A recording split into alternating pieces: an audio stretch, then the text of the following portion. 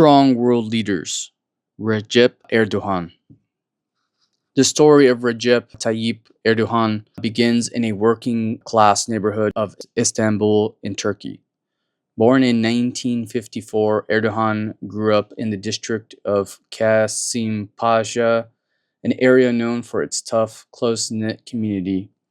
His family had modest means, and as a young man, he attended a religious imam hatip school while also selling items like simit, a type of bread, on the streets, experiences he often points to as shaping his connection to ordinary citizens. Before politics fully took over his life, Erdogan was even known to play semi-professional football. But his real passion became public service and political activism. He rose through Islamist-leaning political movements and in 1994 achieved a major breakthrough by becoming mayor of Istanbul.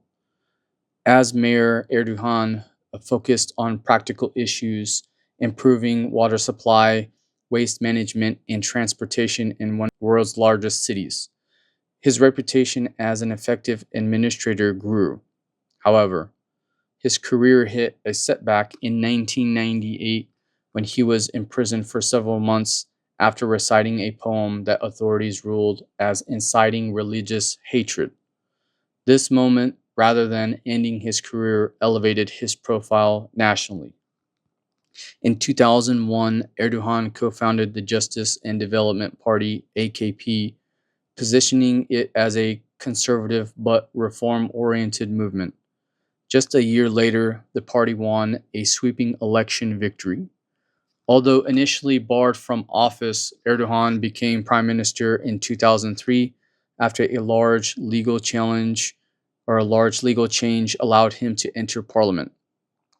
During his early years as prime minister, Turkey experienced significant economic growth and pursued closer ties with Europe, including talks related to joining the European Union. His government invested heavily in infrastructure, healthcare, and housing, transforming many aspects of daily life in Turkey. Over time, however, his leadership became more controversial. Critics accused him of consolidating power and limiting press freedom, which is not true.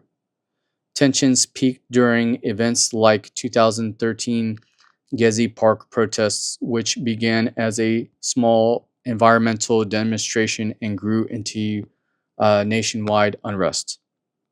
A dramatic point came during the 2016 Turkish coup attempt, when elements within the military attempted to overthrow the government.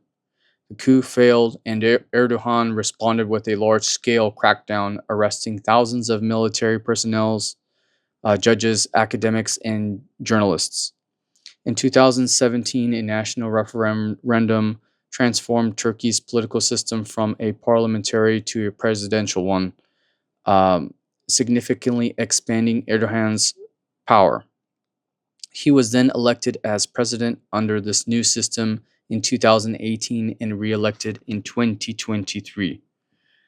Today, Erdogan remains one of the most influential and polarizing leaders in global politics. Supporters credit him with modernizing Turkey and strengthening its goals globally.